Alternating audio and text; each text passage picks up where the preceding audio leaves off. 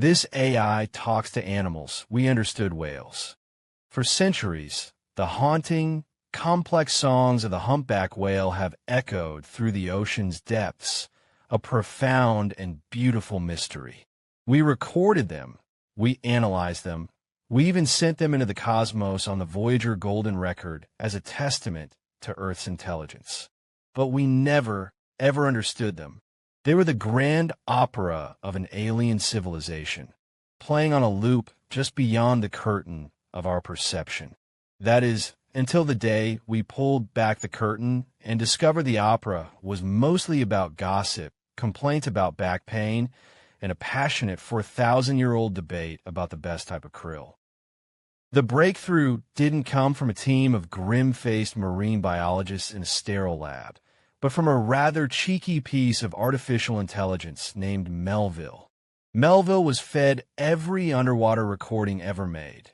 Every click, groan, bubble trumpet, and epic aria, alongside petabytes of contextual data, migration patterns, hunting behaviors, social structures, and even oceanographic data.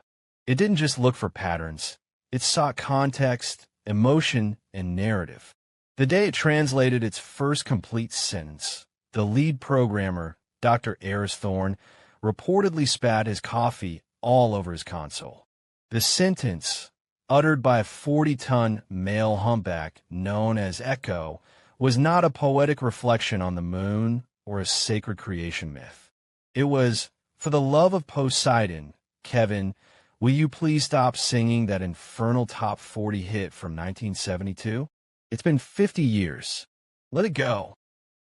The great revelation, the one that nearly broke the internet and did break the dignity of the entire scientific community, was that whales are not the solemn sages of the sea we imagine them to be.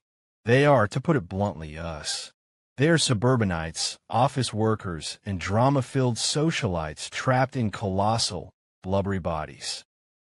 With Melville as our cetacean Rosetta Stone, we finally tuned into the great oceanic conversation. We discovered that whale song, that soul-stirring symphony, is their version of social media and talk radio combined. The epic multi-hour compositions of the males are not just mating calls. They are elaborate, often pretentious podcasts. One famous singer, Phineas, has a wildly popular series dissecting the hydrodynamic inefficiencies of various shipping containers. His critique of a Maersk cargo ship's bow design was so scathing it allegedly caused the entire pod to avoid a major shipping lane for a month. The comical absurdity reached its peak when we deciphered the content of their daily chatter. We learned of intricate social dramas, lifelong friendships fractured over a poorly navigated kelp forest, matriarchs passive-aggressively criticizing a young mother's calf-rearing techniques, and endless debates about the merits of warm current versus cool current retirement living. We intercepted a 3-day-long argument between two adolescent whales about whether a particularly agile dolphin was cool or just a show-off. The sheer mundanity was both devastating and hilarious. We had spent millennia projecting our own spiritual yearning onto these leviathans, only to find they were primarily concerned with where the good krill buffets were and complaining about their migratory commute. "Did you hear about Brenda?" One whale would pulse to another. "She went to the hydrothermal vent again. I told her, 'Brenda, that's so touristy. The water's acidic, the shrimp are aggressive, but she never listens.' Another would groan, 'My dorsal is killing me. It's this new, faster swimming technique the youngsters are all into. I'm too old for this.' The most profound comedy, however, was reserved for their perception of us. For years, we believed our research vessels were silent observers. In reality, we were the nosy, clumsy neighbors of the deep. Our boats were the loud, stinky boxes that never have the courtesy to return a greeting.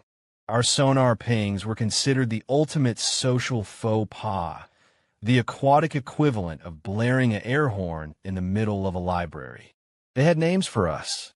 One research submarine, the Calypso, was known as Old Wheezy for the distinct sound of its engine, and they found its constant, meandering path to be deeply concerning, often discussing its apparent lack of direction in life. So, do we find the profound, cosmic wisdom we were searching for? In a way, yes, but not the one we expected. The great, soulful truth we learn from understanding whales is that consciousness, in whatever form it takes, is often bored. It seeks connection, it gossips, it complains, it finds humor in the mundane, and it strives for a little bit of comfort in a vast, uncaring universe. The whale's world is one of immense pressure, timeless journeys, and breathtaking beauty, and yet their primary concerns are family, community, and a decent meal. The project, codenamed Cetacean Translation Initiative, is now the most successful and most comedically humbling endeavor in human history. We finally made contact with another intelligent species on this planet, and we discovered that the other intelligent species is just as ridiculous as we are. They have their own Karens, their own hipsters obsessing over obscure current flows, and their own elders grumbling about the good old days when the ocean was less acidic and the songs had real meaning. Melville the AI now runs continuously, translating the endless, soap-operatic saga of the deep. The grand, romantic mystery is gone, replaced by something far more valuable, a sense of kinship. We look out at the ocean now, and we don't just see majestic giants. We see Brenda, who's bad with directions, Phineas, the naval engineering nerd, and Kevin, who really needs to update his playlist.